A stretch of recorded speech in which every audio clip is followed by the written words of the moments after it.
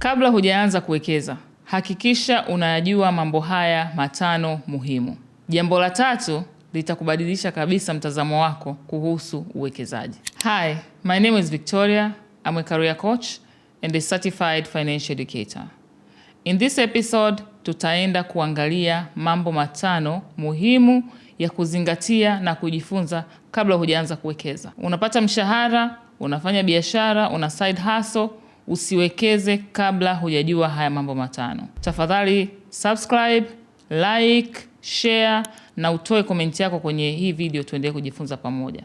Kabla tujaenda kuyaangalia mambo hayo matano, naomba nikupe story hii ya mmoja wa wateja wangu.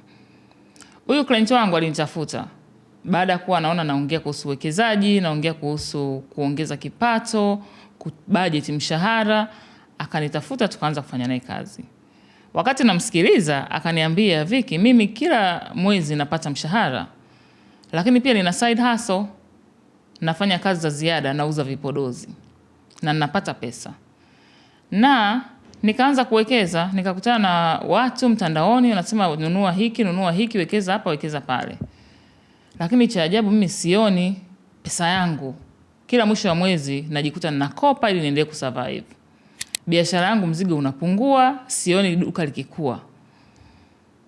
Kwa hiyo sielewi nakosea wapi. Mteja alinipa access ya information au taarifa zake za msingi za kifedha.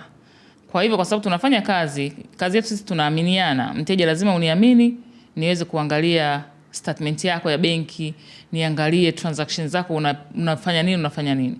Katika kuangalia pamoja na client wangu, nikagundua kwamba mteja wangu alikuwa hajui kutenganisha pesa yake ya matumizi ya nyumbani, hatenganishi pesa ya mtaji, pesa ya biashara. Nikamuuliza kusema mimi pesa ya mtaji nilipata kutoka kwenye mshahara. Kwa hiyo kila kitu kiko pamoja. Lakini mbaya zaidi, alivyoanza kuwekeza, alikutana na taarifa ambazo hazikuwa kamili. Hakuanza kujifunza vitu vya msingi. Na ndio maana haya mambo matano nitakwambia wewe usifanye makosa kama ambayo alifanya mteja wangu. Baada ya kupitia taarifa za mteja wangu, mimi naye tukagundua kwamba pesa yake ilikuwa haina mipaka, haina separation, haina boundaries.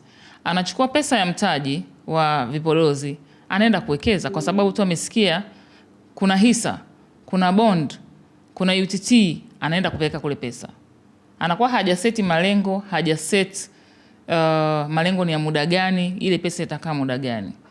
Bahati mbaya ni kwamba mara ghafla dukani vipodozi vinakuwa vimeisha, alafu hana pesa ya kununua mzigo.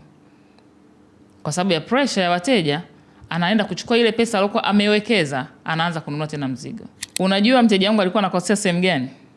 Alikuwa anafanya makosa kwa sababu alianza kuwekeza kabla hajapata taarifa za msingi. Na taarifa hizo ndo haya mambo matano ambayo leo tunajifunza kabla hatujaanza kuwekeza shilingi yoyote. Jambo la kwanza, kabla hujaanza kuwekeza, hakikisha unajua tofauti ya saving na investing. Kusave ni kutunza, kuinvest ni kuwekeza. Jifunze tofauti hivyo vitu viwili kwanza. Kusave ni kufanyaje? Saving, tunatunza pesa kwa ajili ya dharura na matumizi ambayo ya haraka. Unapo save, hakikisha pesa yako umeiweka sehemu ambayo una access nayo kwa urahisi. Tumesema ni pesa ya dharura. Una save kwa ajili ya dharura. Kwa hiyo ukipata dharura, usiseme kwamba mpaka uuze bond au uuze hisa ndio ukatatue dharura yako. Maanake hapo unakuwa umeinvest, huja save. Kama mwekezaji mchanga, kwa nini unatakiwa usave? Jifunze. Una save ili uwe na pesa ya dharura. Ukipata dharura, usiende kuchukua pesa ya uwekezaji ukaenda kutatua dharura. Save kiasi cha kukukava miezi 3 mpaka miezi 6 kama utakuwa huna kipato chochote. Ndio maana tunasisitiza jifunze kuhusu saving. Saving vis-a-vis investment. Kuinvest ni nini? Ni kuwekeza, na ndio somo letu kubwa. Kabla hujawekeza, save kwanza. Sasa kuwekeza ni nini? Kuwekeza ni kuweka pesa sehemu ambayo pesa ile itazaa. Kuwekeza ni kama kupanda mbegu. Na ili mbegu upate matunda yake, huwezi ukaipanda leo, ukaivuna leo. Ukipanda mchicha unaweza ukakaa wiki 2 au 3 ukaanza kuvuna. Ukipanda mahindi unaweza ukakaa miezi 4 au 6 ukaanza kuvuna. Ukipanda parachichi utakaa miaka 3 au miaka 6 ndio utaanza kuvuna.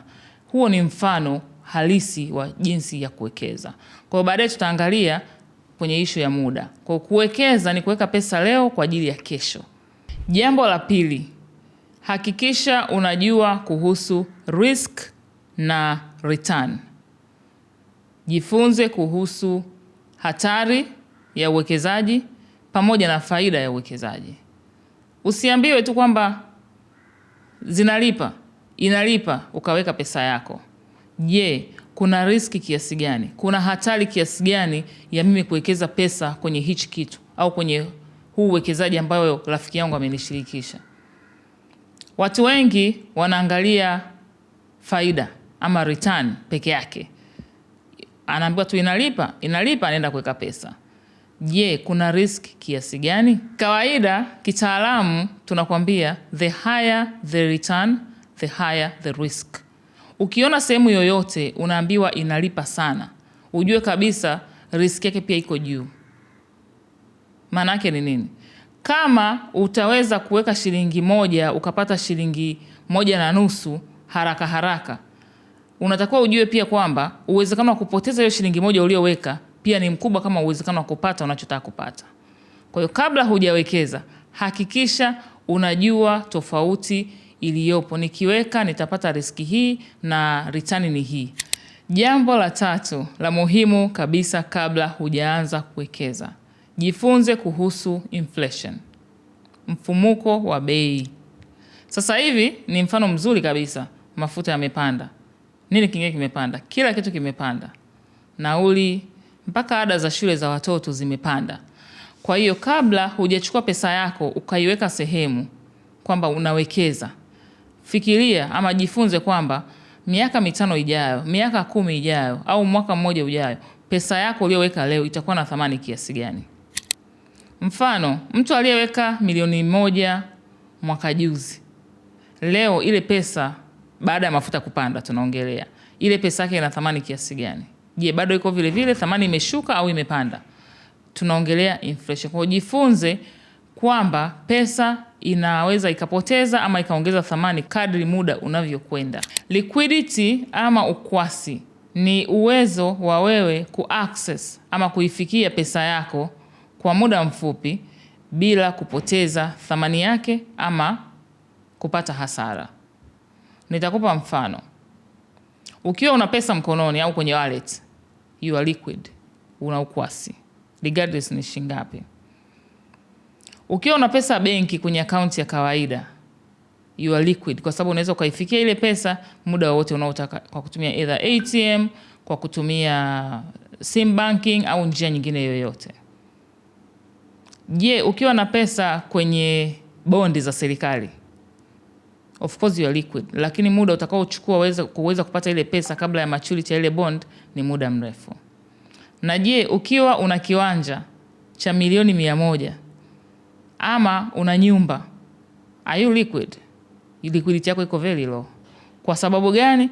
Kwa sababu uwezo wa wewe kuaccess pesa, kubadilisha ile asset ya nyumba au kiwanja kuja kuwa cash au pesa ambayo unaweza ukaitumia ni mdogo.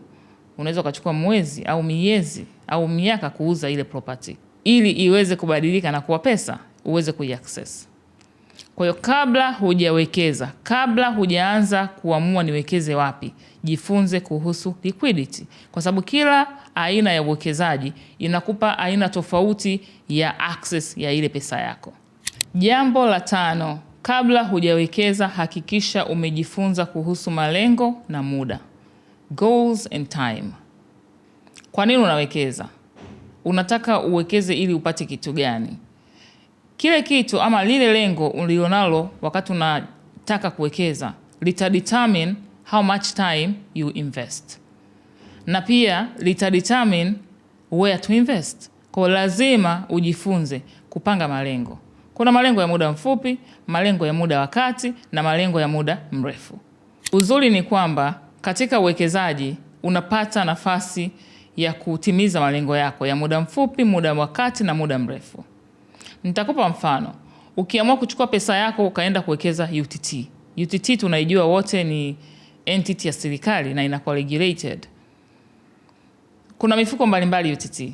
Ukisema ninataka niwekeze kwenye bond fund, haraka nitakwambia huo ni mfuko unatakiwa uwekeze kwa malengo ya muda mrefu, kwa sababu hela yako hautaichukua muda wote unaotaka. Kuna vigezo na masharti. Lakini ukitaka kuweka pesa ambayo unataka uitumie kwa ajili ya dharura, unaweza kuwekeza kwenye mfuko kama liquid fund. Ndani ya siku 3 ukiomba unachukua pesa yako. Kwa hiyo lazima uangalie malengo against muda unaotaka kuwekeza kwenye kila mfuko au kila aina ya uwekezaji. Kama mwekezaji mpya, zingatia mambo haya 5 na yatakusaidia sana. Utakuwa ni miongoni mwa wawekezaji wakubwa na wanaokuwa wa baadaye. Jambo la kwanza tumesema, hakikisha unajua tofauti ya savings na investment. Hakikisha unajifunza kuhusu risk na return. Jifunze kuhusu inflation ama mfumuko wa bei. Jifunze kuhusu liquidity ama ukwasi. Lakini pia jifunze kutengeneza malengo yanayoendana na muda. Mwisho kabisa, kabla hujaanza kuwekeza, hakikisha una emergency fund. Hakikisha una fedha au pesa ya dharura. Usipofanya hivyo, utawekeza leo, kesho utachukua ile pesa uliyowekeza kabla malengo yako hayajatimia, kabla hujapata faida yoyote, utaenda kutatua dharura. Weka emergency fund ndio uanze kuwekeza.